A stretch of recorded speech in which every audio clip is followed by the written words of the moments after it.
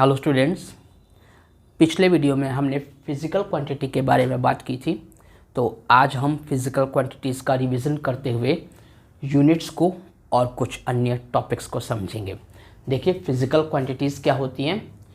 All the quantities which can be measured directly और indirectly in terms of which the laws of physics is described are called physical quantities. यहाँ कहा गया है कि वे सारी quantities जिनको डायरेक्टली या इनडायरेक्टली उस टर्म में मेज़र किया जा सकता हो जिसमें फिजिक्स के लॉज डिस्क्राइब होते हैं, तो हम उन क्वांटिटीज़ को फिज़िकल क्वांटिटीज़ कहते हैं। यानी कि ऐसी टर्म्स में किसी क्वांटिटी का मेज़र अगर पॉसिबल है जिसमें फिजिक्स के लॉज डिस्क्राइब हों, तो वे क्वांटिटीज़ फिज़िकल क्वांटिटीज़ कहलाती हैं। अब देखिए, यूनिट की बात करते हैं। यूनिट्स क्या होते हैं? A standard amount of a physical quantity. A standard amount of a physical quantity chosen to measure the physical quantity of the same kind. A standard amount of a physical quantity chosen to measure the physical quantity of the same kind is called a physical unit. यानी physical unit किसे कहा गया? Physical quantity का एक ऐसा standard unit जिसे चुना जाता है। किस लिए चुना जाता है? फिजिकल क्वांटिटी जो सेम टाइप की हैं उनको मेज़र करने के लिए। तो हम उस स्टैंडर्ड अमाउंट को उस कंडीशन में हम क्या कहेंगे? यूनिट का नाम देंगे। इट शुड बी, ये जो यूनिट है इसके बारे में कहा गया कि unit should be easily reproducible, internationally accepted. Unit कैसा होना चाहिए? यूनिट इजीली रिप्रोड्यूसिबल होना चाहिए, जिसको आसानी से प्रोड्यूस किया जा सकता हो और जो इंटरनेशनली एक्सेप्टेड हो। ये खासियत होनी चाहिए, ये क्वालिटीज़, ये कैरेक्टरिस्टिक्स होनी चाहिए यूनिट्स के अंदर। अब देखिए, fundamental quantities and their units. Fundamental quantities and their units, उसके बाद हम पढ़ेंगे supplementary fundamental quantities and their units and derived quantities and their units. तो fundamental quantities and their units कौन से हैं? There are 7 fundamental quantities. 7 fundamental quantities होती हैं। इन्हीं 7 फंडामेंटल क्वांटिटीज़ की हेल्प से अन्य जो क्वांटिटीज़ हैं उनको डिराइव किया जाता है। तो देखिए, there are 7 fundamental quantities. They are length, mass, time, electric current, thermodynamic temperature, amount of substance and luminous intensity. ये 7 फंडामेंटल क्वांटिटीज़ हैं। अब इन फंडामेंटल क्वांटिटीज़ के यूनिट की बात करते हैं। देखिए, unit of length is metre, जिसे हम स्मॉल m से रिप्रेजेंट करते हैं। Unit of mass is kilogram, इसे भी हम स्मॉल kg से रिप्रेजेंट करते हैं। Unit of time is second, इसे स्मॉल s से रिप्रेजेंट किया जाता है। Unit of current is ampere, इसे कैपिटल A से रिप्रेजेंट किया जाता है। यूनिट ऑफ, यहाँ पे बताया, थर्मोडाइनमिक टेम्परेचर इज केल्विन। जो थर्मोडाइनमिक टेम्परेचर है उसका यूनिट होता है केल्विन, जिसे हम कैपिटल K से रिप्रेजेंट करते हैं। Unit of amount of substance is mole, जिसे हम MOL, ये स्मॉल लेटर्स हैं MOL, इससे रिप्रेजेंट किया जाता है। Unit of luminous intensity is candela. Candela को हम रिप्रेजेंट करते हैं CD से, जिसमें से C और D दोनों ही स्मॉल होते हैं। अब बात करते हैं supplementary fundamental quantities and their units की। तो 2 ऐसी फंडामेंटल क्वांटिटीज़ हैं जो सप्लीमेंट्री कहलाती हैं। सप्लीमेंट्री फंडामेंटल क्वांटिटीज़ में 2 क्वांटिटीज़ आती हैं। एक है रेडियन और दूसरा है steradian. Radian and steradian. Radian को हम रिप्रेजेंट करते हैं शॉर्ट में स्मॉल RAD से, और स्टीरेडियन को हम रिप्रेजेंट करते हैं स्मॉल SR से। अब देखिए, रेडियन किसका यूनिट है? Radian is the unit of angle in a plane. Plane में कोई एंगल बनता है तो उस एंगल का जो यूनिट है वो है रेडियन। एंड स्टीरेडियन किसका यूनिट है? Steradian is the unit of solid angle. Steradian is the unit of solid angle, that is the angle in space. और ये सॉलिड एंगल प्लेन पे कभी नहीं बनेगा, ये सॉलिड एंगल हमेशा स्पेस में बनेगा, स्पेस में, जहाँ पे तीनों एक्सिस काम करते हैं, X axis, Y axis and Z axis. तो आप सोचोगे किस तरीके से ये एक्स एक्सिस और वाई एक्सिस काम करते हैं। सपोज कीजिए ये आपका एक्स एक्सिस और वाई एक्सिस हो गया, ठीक है। इस तरीके से प्लेन में एक्स एक्सिस वाई एक्सिस हो गए ये प्लेन में, और जेड एक्सिस इस तरीके से ये वर्टिकली काम करता है। तो ये 3 एक्सिस हो जाते हैं, X axis, Y axis and Z axis. अब देखिए derived quantities and their units की बात हो रही है। डिराइव्ड क्वांटिटीज, डिराइव्ड वर्ड से ही पता चल रहा है कि इसे डिराइव किया गया है। तो किससे डिराइव किया जाता है इसे फंडामेंटल जो क्वांटिटीज़ हैं, फंडामेंटल क्वांटिटीज़ की हेल्प से डिराइव्ड क्वांटिटीज़ बनती हैं। Derived quantities and their units की बात करते हैं तो the physical quantities which are derived from fundamental quantities, ऐसी फिजिकल क्वांटिटीज़ जिनको फंडामेंटल क्वांटिटीज से डिराइव किया जाता है are called derived quantities and their units are called derived units. Derived quantities को फंडामेंटल क्वांटिटीज से डिराइव किया जाता है और उनके यूनिट्स को डिराइव्ड यूनिट्स कहा जाता है। Some examples of derived quantities are, derived quantities के कुछ एग्जाम्पल्स लीजिए, जैसे वेलोसिटी डिराइव्ड क्वांटिटी है, acceleration derived quantity, force derived quantity, work derived quantity etcetera, ये सब डिराइव्ड क्वांटिटीज हैं। तो अब हम इन डिराइव्ड क्वांटिटीज के यूनिट्स की बात करते हैं। तो देखिए वेलोसिटी को हम v से रिप्रेजेंट करते हैं, एक्सीलरेशन को स्मॉल a से, फोर्स को हम f से रिप्रेजेंट करते हैं, वर्क को w से। तो वेलोसिटी का अगर फॉर्मूला होगा तो क्या होगा, velocity equal to distance displacement upon time. मान लीजिए अगर हम स्पीड की बात करते हैं तो ये अगर v को हम स्पीड मानते हैं तो speed equal to distance upon time. Distance और डिस्प्लेसमेंट दोनों का जो यूनिट होता है सेम होता है। डिस्टेंस भी लेंथ है एक प्रकार की और डिस्प्लेसमेंट भी एक प्रकार की लेंथ है। तो लेंथ को हम किससे, लेंथ का जो यूनिट होता है, लेंथ का जो फंडामेंटल यूनिट है वो क्या है, मीटर। तो देखिए डिस्टेंस का फंडामेंटल यूनिट क्या होगा, मीटर। टाइम का फंडामेंटल यूनिट क्या है, सेकंड। और मीटर, अगर आपका मीटर किसका है, डिस्टेंस का यूनिट, और टाइम का यूनिट है सेकंड। तो मीटर पर सेकंड ये क्या हो गया, डिराइव्ड यूनिट हो गया। और क्यों डिराइव्ड हो गया, क्योंकि फंडामेंटल यूनिट की हेल्प से m क्या है, मीटर को रिप्रेजेंट कर रहा है, s क्या है, सेकंड है, सेकंड। तो मीटर और सेकंड दोनों क्या है, फंडामेंटल यूनिट्स हैं। तो फंडामेंटल यूनिट की हेल्प से एक नया यूनिट बन गया जिसको हम कहेंगे डिराइव्ड यूनिट।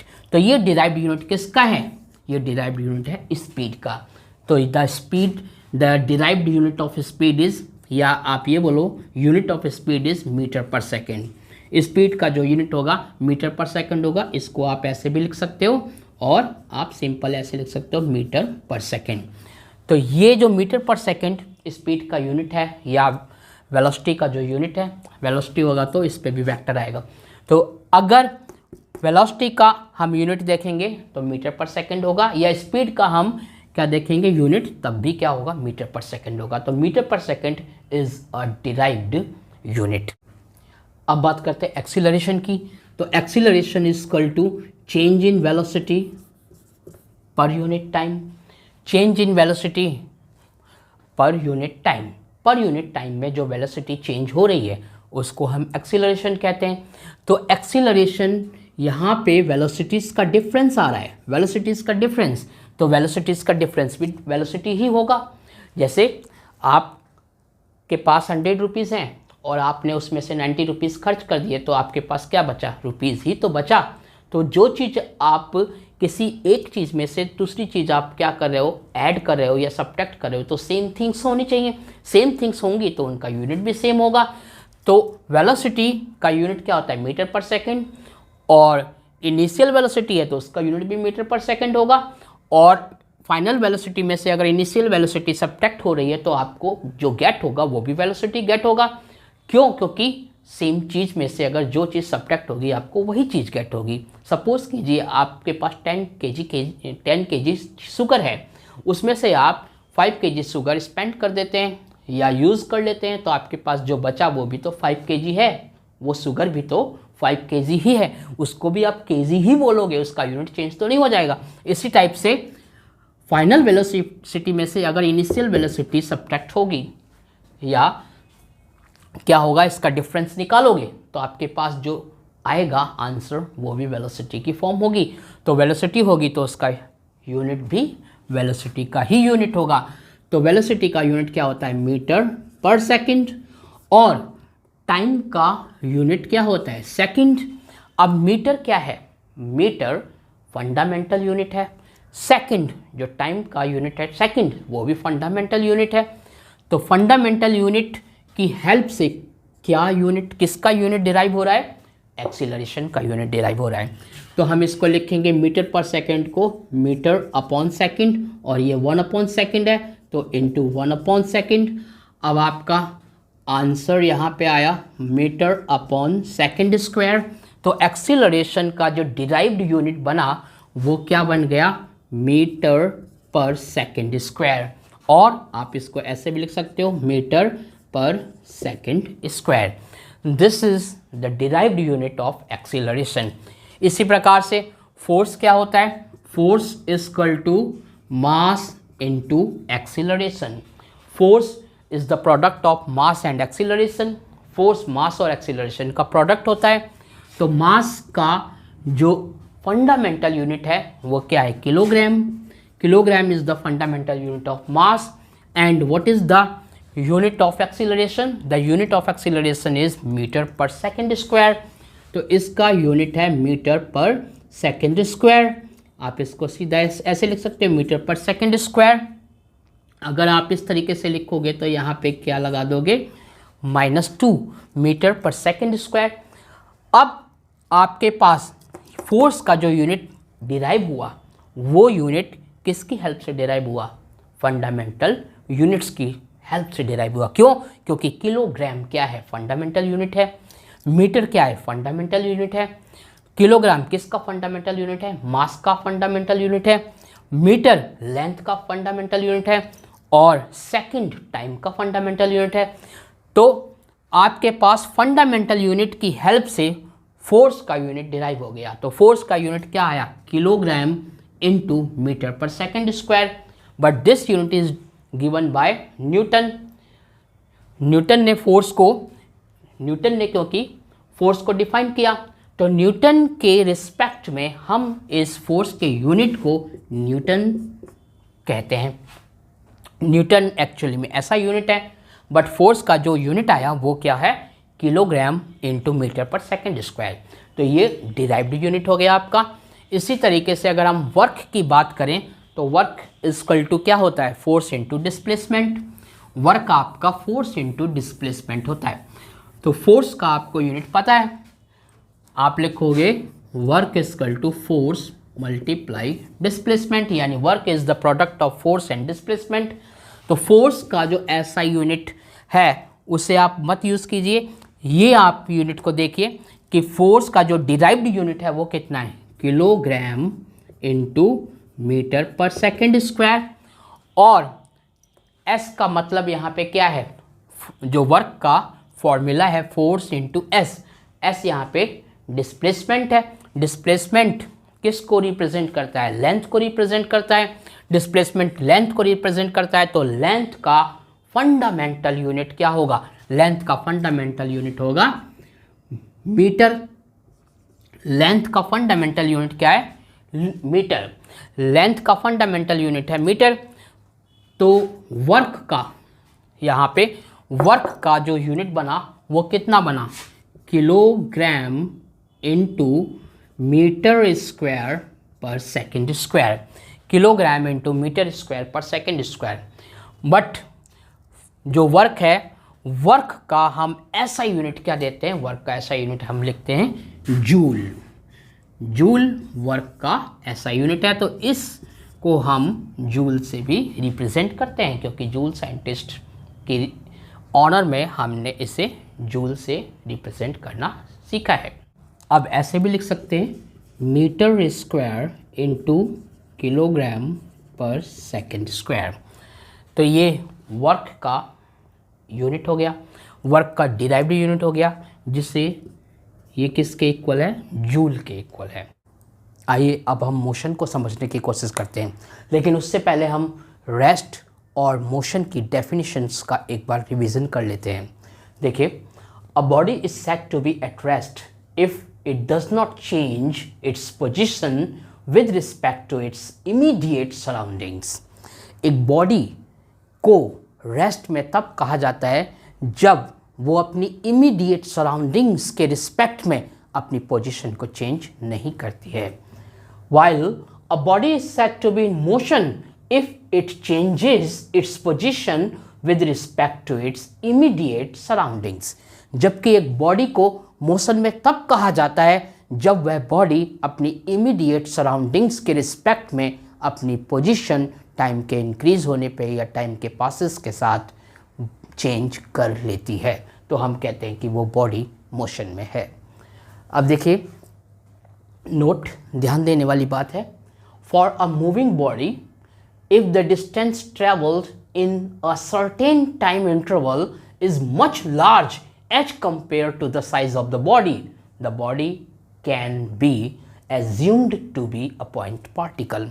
अगर एक बॉडी ने जो डिस्टेंस कवर की है, उस डिस्टेंस के कंपैरिजन में बॉडी की साइज, अगर बॉडी की साइज के कंपैरिजन में वो डिस्टेंस बहुत बड़ी है या उस डिस्टेंस के कंपैरिजन में बॉडी की साइज बहुत छोटी है, तो हम उस बॉडी को पॉइंट साइज बॉडी या फिर पार्टिकल बॉडी कह सकते हैं, या हम उसे पार्टिकल के रूप में मान सकते हैं, या हम उसे पॉइंट पार्टिकल कह सकते हैं। देखिए, वन डायमेंशनल मोशन को समझने की कोशिश करते हैं। वन डायमेंशनल मोशन, जब हम बोलते हैं वन डायमेंशनल मोशन, तो उसका क्या मीनिंग होता है। जब हम बोलते हैं टू डायमेंशनल मोशन, तो उसका क्या मीनिंग होता है, या जब हम बोलें थ्री डायमेंशनल मोशन, तो उसका क्या मीनिंग है। तो सबसे पहले डायमेंशंस को समझिए। डायमेंशंस, जहाँ पे आपकी केवल एक ही डायमेंशन यूज़ हो रही है, उसको हम वन डायमेंशनल बोलेंगे। जहाँ पे टू डायमेंशंस यूज़ हो रही हैं, उसको टू डायमेंशनल बोलेंगे, और जहाँ पे थ्री डायमेंशंस यूज़ हो रही हैं, उसको थ्री डायमेंशनल बोलेंगे। तो डायमेंशंस जैसे लेंथ, ब्रेथ, हाइट, यहाँ पे हम अगर क्यूबॉइड को देखें तो लेंथ, ब्रेथ, हाइट होती है उसमें, तो वो थ्री डायमेंशनल है। उसी टाइप से अगर हम रेक्टेंगल को देखें तो उसमें लेंथ और ब्रेथ होती है, तो वो टू डायमेंशनल्स हैं। जितने भी फिगर प्लेन पे बनते हैं वो टू डायमेंशनल्स हैं, और प्लेन पे आपको टू डायमेंशनल को भी आप रिप्रेजेंट कर सकते हो प्लेन पे, और वन डायमेंशनल को भी आप प्लेन पे रिप्रेजेंट कर सकते हो। लेकिन जब थ्री डायमेंशन ऑब्जेक्ट्स की बात होती है, थ्री डायमेंशनल ऑब्जेक्ट्स की बात होती है, तो उसको प्लेन पे हम रिप्रेजेंट नहीं कर सकते। उसको, वो जो ऑब्जेक्ट थ्री डायमेंशनल होगा वो हमेशा स्पेस में उसको हम डिफाइन करेंगे। तो देखिए, वन डायमेंशनल मोशन को समझते हैं कि when a body moves along a straight line path, जब एक बॉडी स्ट्रेट लाइन पाथ पे मूव करती है, its motion is said to be one dimensional motion. तो उसके मोशन को हम वन डायमेंशनल मोशन कहते हैं। स्ट्रेट, सीधा एक लाइन में स्ट्रेट अगर बॉडी चल रही है, स्ट्रेट उसकी मूवमेंट है, मोशन उसका स्ट्रेट है, तो हम बॉडी के मोशन को वन डायमेंशनल मोशन कहेंगे। तो बोला गया when a body moves along a straight line path, when a body moves along a straight line path, its motion is said to be one-dimensional motion. It is also called motion in a straight line. इस type के motion को motion in a straight line और rectilinear motion के नाम से भी जाना जाता है। तो जो भी वन डायमेंशनल मोशन है उनको motion in a straight line या रेक्टिलिनियर मोशन भी कहा जाता है। अब देखिए एग्जाम्पल हम समझते हैं वन डायमेंशनल मोशन का। The motion of a train on a straight track. Train का स्ट्रेट ट्रैक है और उस स्ट्रेट ट्रैक पे अगर ट्रेन मोशन में है तो हम कहेंगे कि वो मोशन जो ट्रेन का है स्ट्रेट ट्रैक पे वो वन डायमेंशनल मोशन है। The motion of a train on a straight track, a stone falling down vertically. अगर कोई स्टोन इस तरीके से मारकर को मैं छोड़ दूं तो ये वर्टिकली नीचे आएगा, तो इस टाइप का बोला गया a stone falling down vertically. ये भी क्या है, वन डायमेंशनल मोशन है। इसी टाइप से a car moving on a long straight road. अगर एक कार लंबी स्ट्रेट रोड है उस पर मूव कर रही है तो वो कार की जो मोशन होगी वो भी वन डायमेंशनल मोशन होगी। ये सब वन डायमेंशनल मोशन है या इनको हम रेक्टिलिनियर मोशंस भी कह सकते हैं। इन सच अ मोशन, इस टाइप की मोशन में there is no movement of the body in lateral direction. इस टाइप की मोशन में बॉडी की लेटरल डायरेक्शन में कोई मूवमेंट नहीं होती है। लेटरल डायरेक्शन का मतलब है that is no sideways motion, यानी साइड की कोई मोशन नहीं होती, सीधी मोशन होती है। तो लेटरल डायरेक्शन की कोई मोशन नहीं होती। जब भी वन डायमेंशनल मोशन होती है किसी ऑब्जेक्ट की, किसी बॉडी की, किसी पार्टिकल की, तो हमेशा स्ट्रेट लाइन में मोशन रहेगी, लेटरल डायरेक्शन में कोई मोशन नहीं होगी। ये बहुत इंपॉर्टेंट पॉइंट है। देखिए रिमेंबर, याद रखिए, हमेशा इस बात को याद रखिए कि when a body moves on a plane along a curve path, जब प्लेन है लेकिन बॉडी क्या कर रही है, कर्व पाथ पे मूव कर रही है, तो उसके मोशन को टू डायमेंशनल मोशन कहेंगे। क्योंकि ऐसी कंडीशन में हम जब उसके किसी पॉइंट पे उसकी मोशन को देखेंगे तो हम एक्स एक्सिस और वाई एक्सिस दोनों का यूज़ करेंगे। उस कंडीशन में ये मोशन टू डायमेंशनल मोशन कहलाएगी।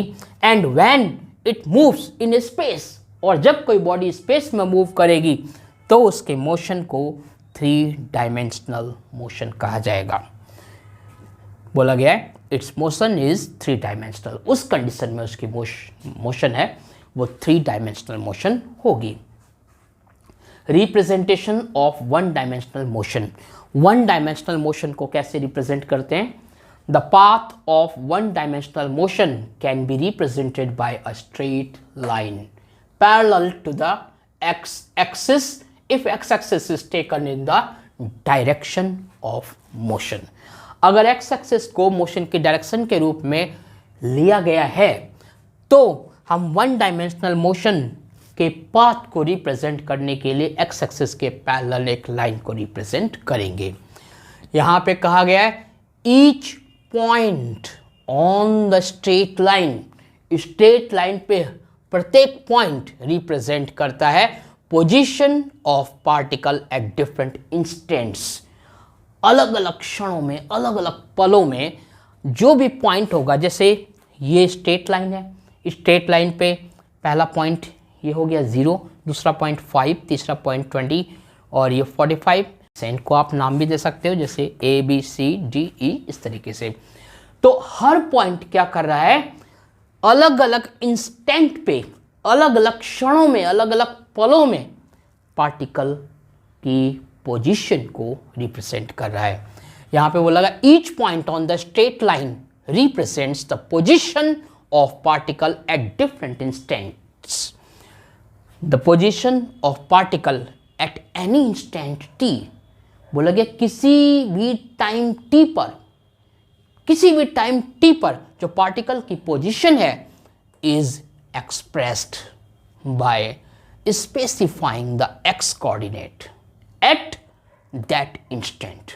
जिस भी इंस्टेंट की, जिस भी क्षण की, जिस भी पल की बात हो रही है, उस पल पे अगर किसी पार्टिकल की पोजीशन को रिप्रेजेंट करना है तो उस क्षण पर, उस इंस्टेंट पर आपको क्या करना होगा, बस वहाँ पे लाइन पे जहाँ भी वो टाइम है उस जगह एक पॉइंट आपको लेना है। वो पॉइंट रिप्रेजेंट करेगा कि this is the position of the particle, इस तरीके से। तो ये स्ट्रेट लाइन मोशन है, यानी वन डायमेंशनल मोशन। देखिए यहाँ पे जब बॉडी रेस्ट में है, स्टार्टिंग फर्स्ट पोजीशन, हमने टाइम इस समय देखा कुछ टाइम नहीं हुआ, यानी जब बॉडी रेस्ट में है तो हमारे लिए उसका टाइम 0 है।